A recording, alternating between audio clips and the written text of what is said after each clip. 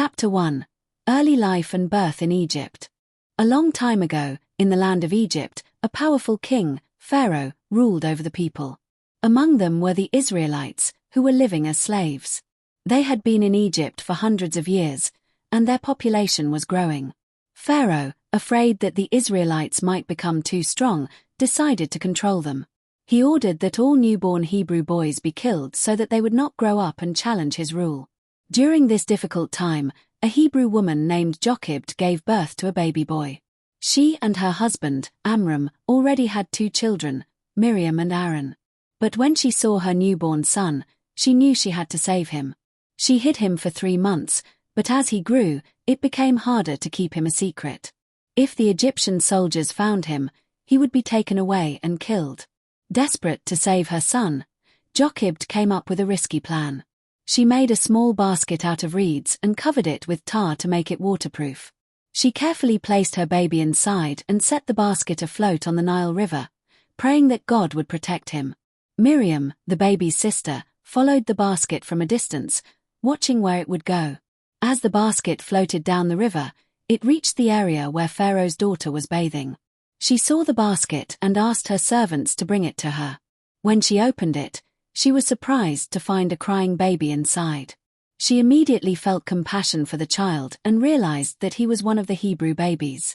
Miriam, who had been watching closely, bravely approached Pharaoh's daughter. She offered to find a nurse to take care of the baby.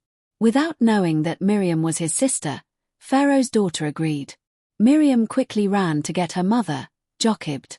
Pharaoh's daughter told Jochebed to take care of the child and even offered to pay her. For a few years, Jochebed was able to raise her son and teach him about his true identity. But when he grew older, she had to bring him back to Pharaoh's palace. There, he was adopted by Pharaoh's daughter and given the name Moses, which means drawn out of the water. Moses grew up in the royal palace as an Egyptian prince. He had the best education, wore fine clothes, and lived in luxury. But deep inside, he was not like the other Egyptians. He was a Hebrew, born among the people who were suffering as slaves.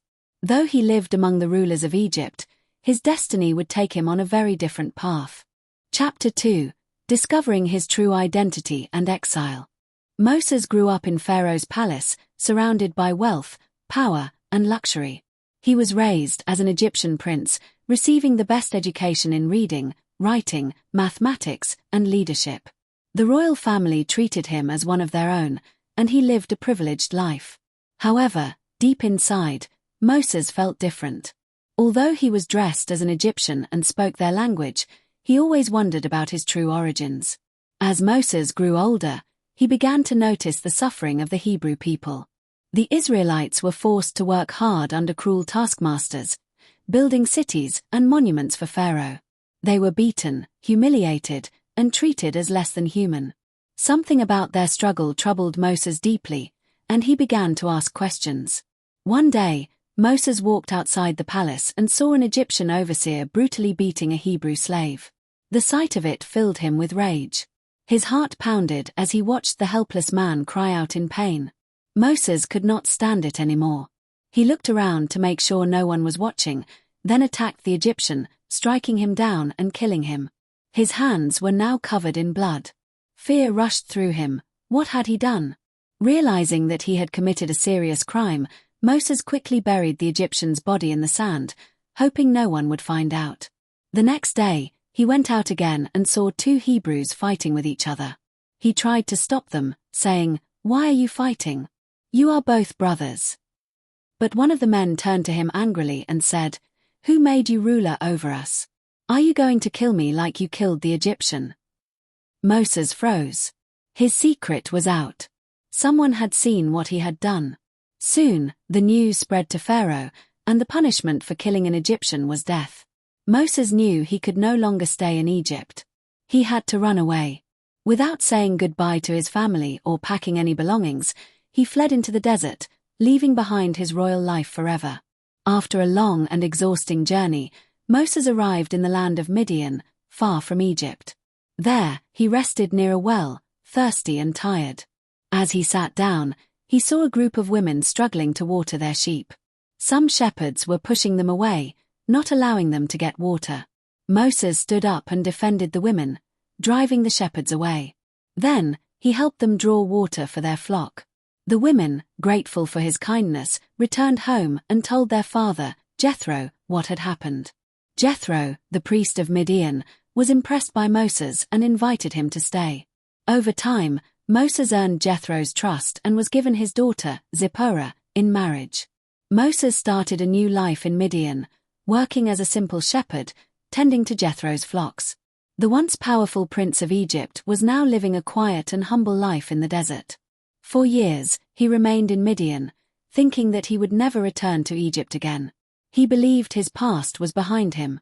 But God had a different plan. Chapter 3: The Burning Bush and the Call to Lead. Years passed, and Moses lived a peaceful life in Midian, working as a shepherd for his father-in-law, Jethro.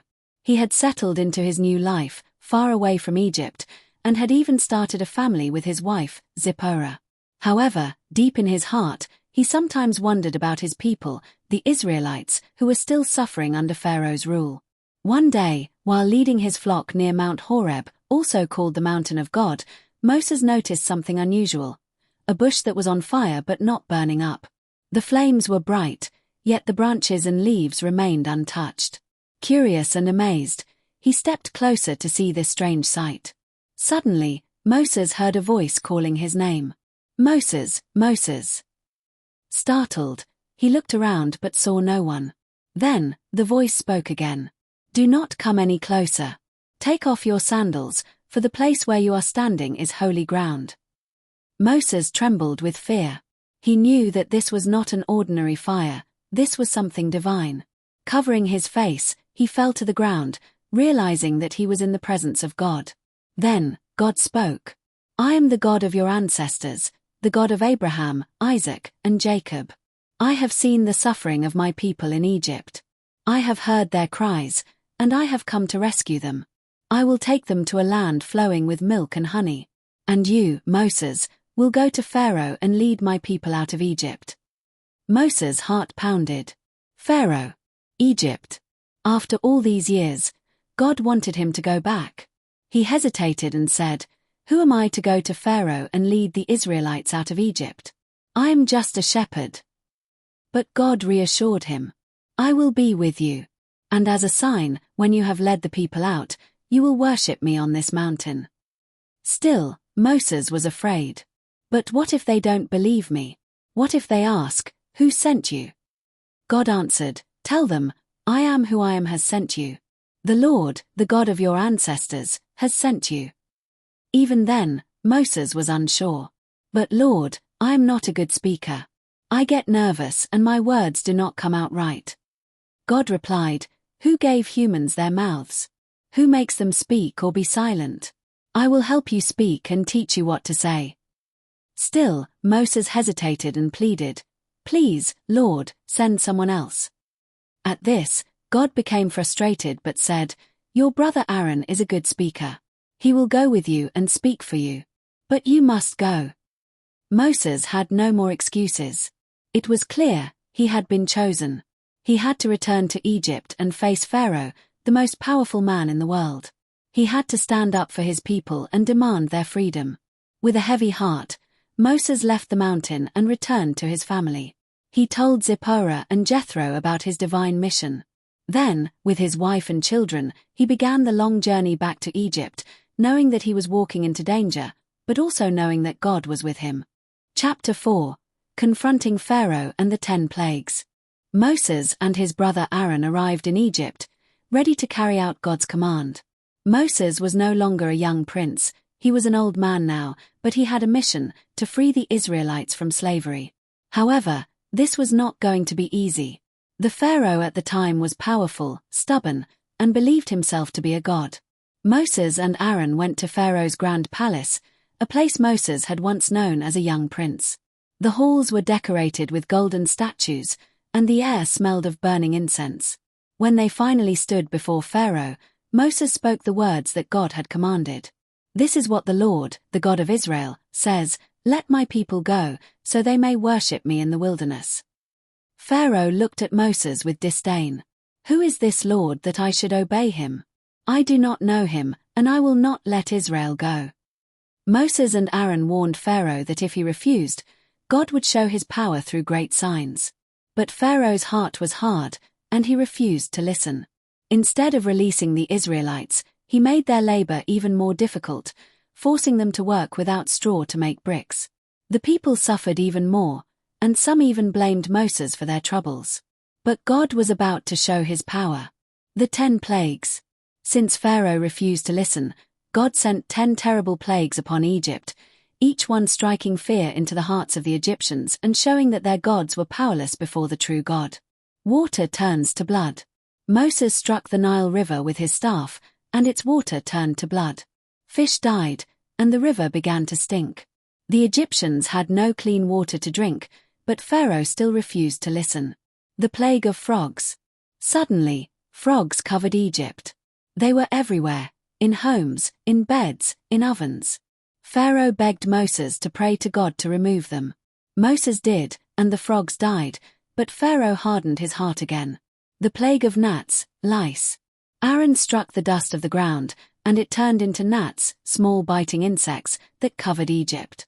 The magicians of Egypt tried to do the same but failed. They told Pharaoh, "This is the finger of God," but he still refused to listen. The plague of flies. Swarms of flies filled Pharaoh's palace and all of Egypt, except for Goshen, where the Israelites lived. This was the first sign that God was protecting his people from the plagues. Pharaoh offered to let the Israelites worship in Egypt, but Moses insisted they must go. Pharaoh refused again. The plague on livestock. The next plague killed all the Egyptian livestock, including horses, donkeys, camels, cattle, sheep, and goats. But not a single animal belonging to the Israelites died. Still, Pharaoh refused to let them go. The plague of boils. Painful boils broke out on the skin of the Egyptians and even on their animals. The Egyptian magicians could not even stand before Moses because of the pain, but Pharaoh's heart remained hard. The plague of hail. A terrible hailstorm, mixed with fire, fell upon Egypt, destroying crops and killing anyone who was outside. Some Egyptians, fearing God, brought their slaves and animals indoors. But Pharaoh, after promising to let the Israelites go, changed his mind again. The plague of locusts. A massive swarm of locusts covered Egypt, eating every green plant left after the hail. Pharaoh's officials begged him to let the Israelites go, but he only allowed the men to leave. Moses refused and warned Pharaoh again, but he still did not listen. The plague of darkness. For 3 days, Egypt was covered in complete darkness, so dark that people could not see each other or leave their homes. But in Goshen, where the Israelites lived, there was still light. Pharaoh once again offered a compromise, but Moses refused. The death of the firstborn, the final plague. This was the most devastating plague. God warned Moses that every firstborn son in Egypt, from Pharaoh's own son to the firstborn of slaves and animals, would die. But God gave the Israelites special instructions. They were to sacrifice a lamb and put its blood on their doorposts. That night, God would pass over the homes with the blood, sparing them. This became known as the first Passover, a tradition still observed by Jewish people today. At midnight, the angel of death passed through Egypt, and every firstborn son who did not have the blood on their doorposts died, including Pharaoh's own son. The cries of sorrow filled Egypt, and Pharaoh, in his grief, finally commanded Moses, "Take your people and leave." The Exodus, freedom at last. That night, after over 400 years of slavery, the Israelites left Egypt in great numbers. They took gold, silver, and clothing given to them by the Egyptians, who were desperate to get rid of them. About 600,000 men, plus women and children, began the journey toward freedom. However, Pharaoh's heart hardened one last time, and he sent his army to chase after the Israelites. Would they be caught and brought back to slavery? The story was not over yet. Chapter 5. The Exodus and Parting of the Red Sea. The Israelites had finally been freed after centuries of slavery. In the middle of the night, they left Egypt in a great procession, carrying their belongings, animals, and the riches given to them by the Egyptians. There were about 600,000 men, not counting women and children, making the total number of people possibly over 2 million. Moses led them toward the desert, following God's command. As they traveled, God guided them in a miraculous way. During the day, a pillar of cloud went before them, showing the way, and at night, a pillar of fire provided light and direction. The people felt safe knowing that God was with them. However, their journey was not going to be easy. Back in Egypt, Pharaoh was still in shock from losing his son and the devastation of the plagues. But soon, his sorrow turned to rage. He could not believe that he had allowed his slaves to escape. Egypt had been built on their labor, and without them, his great kingdom would suffer. He decided to change his mind once again. Pharaoh gathered his best chariots, horses, and soldiers and set out to chase after the Israelites. His army was strong, fast, and determined to bring them back. The Israelites, who had been walking for days, were trapped when they reached the Red Sea. When they looked back and saw Pharaoh's army coming toward them, they were filled with fear and panic. They turned to Moses and cried out, "Why did you bring us here to die? It would have been better to remain slaves in Egypt than to die in the desert." Moses stood firm and told them, "Do not be afraid. Stand still and see the salvation of the Lord. He will fight for you." At that moment, God spoke to Moses and told him what to do. Moses stretched out his staff over the Red Sea, and something incredible happened. A strong wind began to blow, and the waters of the Red Sea parted, creating a dry path in the middle. On either side, massive walls of water stood still, allowing the Israelites to walk through on dry ground. The people could not believe their eyes. They quickly moved forward, crossing the sea while Pharaoh's army watched in shock. Determined not to let them escape, Pharaoh ordered his soldiers and chariots to follow them into the path between the walls of water. As the last of the Israelites reached the other side, God told Moses to stretch out his hand again. Suddenly, the walls of water collapsed, and the sea rushed back into place, drowning Pharaoh's entire army. The horses, chariots, and soldiers were all swept away, and not a single one survived. When the Israelites saw what had happened, they rejoiced. They were finally free, completely free from Egypt. They sang songs of praise and victory, celebrating the power of God. Moses' sister, Miriam, took a tambourine and led the women in dance and song, praising God for delivering them. But their journey was far from over. The desert lay before them, and they would have to trust God to provide for them in the wilderness. The road to the Promised Land was just beginning. Chapter 6: Receiving the 10 Commandments and the Covenant. After escaping from Egypt and crossing the Red Sea, Moses led the Israelites into the wilderness. Their journey was difficult, and they had to rely on God's guidance and provisions. They traveled through the desert for several weeks, facing hunger, thirst, and exhaustion. However, God provided for them by sending manna from heaven for food and bringing water from a rock when Moses struck it with his staff. Eventually, the Israelites arrived at Mount Sinai, a massive and sacred mountain in the desert. God had chosen this place to make a covenant with his people.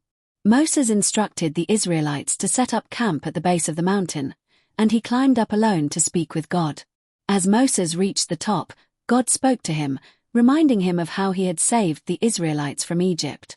He told Moses that if the Israelites remained faithful and obeyed his laws, they would become his chosen people, a holy nation.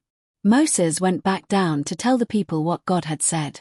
The Israelites agreed to follow God's commands and be his people. 3 days later, something extraordinary happened.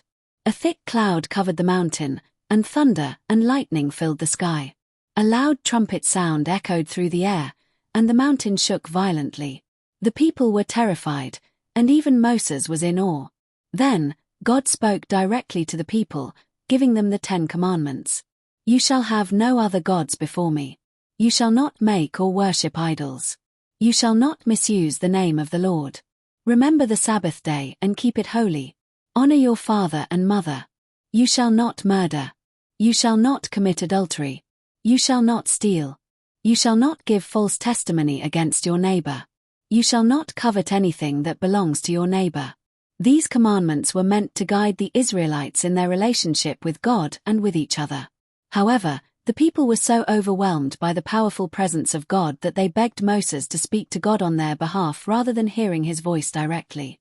Moses went back up the mountain, where he stayed for 40 days and 40 nights. During this time, God gave him detailed laws for how the Israelites should live, worship, and treat one another. These laws would shape their society and set them apart from other nations. God also gave Moses stone tablets, on which he had written the 10 Commandments with his own hand.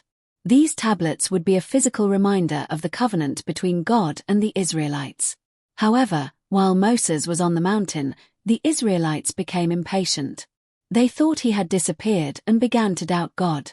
In their fear and uncertainty, they asked Moses' brother, Aaron, to make them a golden calf to worship. Aaron melted their gold jewelry and created a golden idol, and the people began to celebrate and worship it.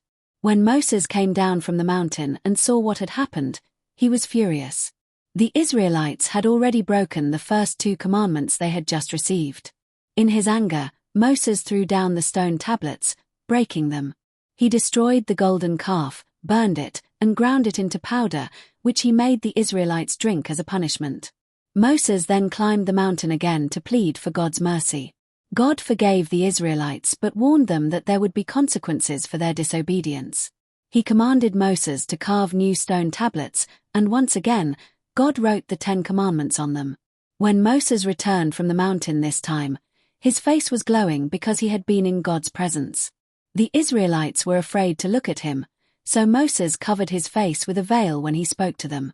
This moment marked the formal covenant between God and the Israelites. They had agreed to follow his laws, and in return, God promised to protect them and lead them to the promised land. The 10 Commandments became the foundation of morality, justice, and faith for the Israelites and would influence many civilizations for thousands of years. Chapter 7. The 40 Years in the Wilderness. After receiving the 10 Commandments and renewing their covenant with God, Moses led the Israelites toward the promised land, Canaan. However, their journey was not easy. Instead of quickly entering Canaan, the Israelites spent 40 years wandering in the wilderness. This long period was a result of their disobedience, lack of faith, and constant complaints against God and Moses. At first, the Israelites faced many hardships. The desert was dry, and food and water were scarce. Despite seeing miracles in Egypt and at the Red Sea, the people complained often. They worried about starving and dying of thirst, forgetting that God had already saved them many times. God provided for them by sending manna, a special bread that appeared on the ground each morning. When they wanted meat, God sent quails. When they were thirsty, God told Moses to strike a rock, and water flowed out. Even with these miracles, the Israelites continued to struggle with faith and trust. At one point, they demanded more proof that God was with them. Some even wanted to return to Egypt, forgetting that they had been slaves there. Their lack of faith angered God, but Moses often prayed for them, asking for God's mercy. When they finally reached the border of Canaan, Moses sent 12 spies to explore the land. The spies returned with grapes, pomegranates, and figs, showing that the land was fertile and rich. However, 10 of the spies spread fear among the people, saying that the land was filled with giants and strong armies. Only 2 spies, Joshua and Caleb, encouraged the Israelites to trust God and move forward. Unfortunately, the people listened to the 10 spies and refused to enter Canaan. They were afraid and accused Moses and God of leading them to death. They even talked about choosing a new leader to take them back to Egypt. Their lack of trust in God was the final act of rebellion. As a result, God declared that none of the adults who had doubted him would enter the promised land, except for Joshua and Caleb.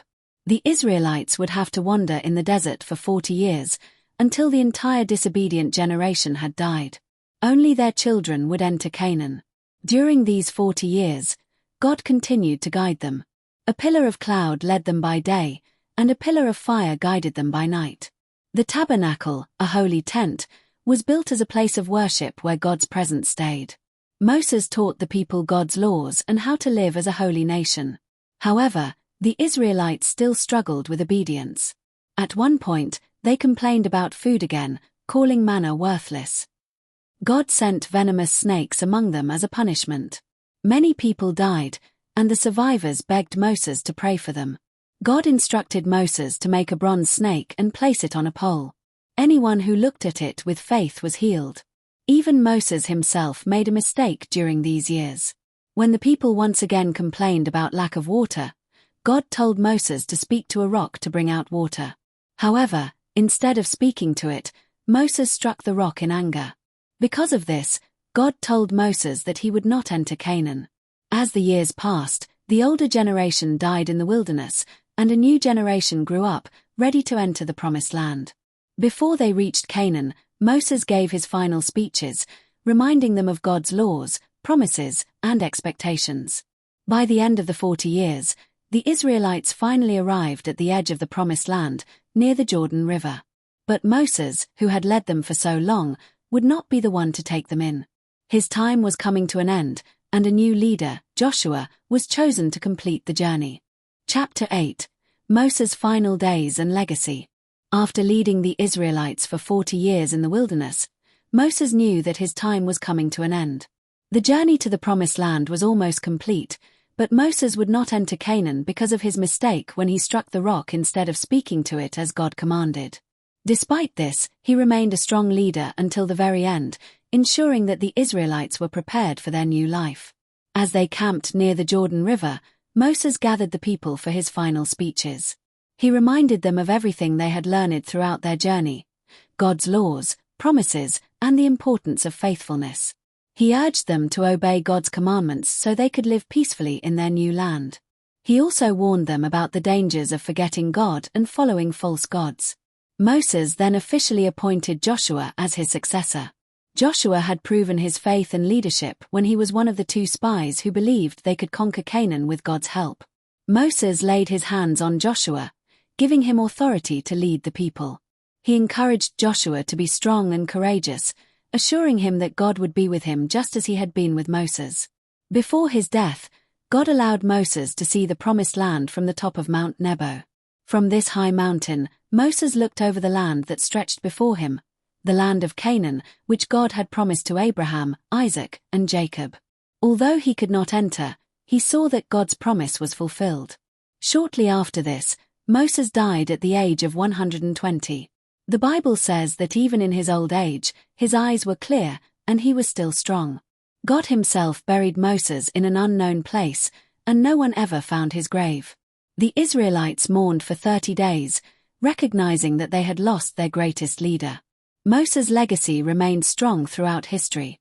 He had led the Israelites from slavery to freedom, guided them through countless challenges, and given them God's laws, which shaped their society for generations.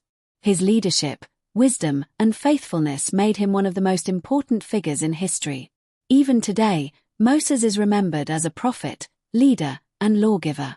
His influence can be seen in Judaism, Christianity, and Islam. His story is a powerful example of faith, perseverance, and the fulfillment of God's promises.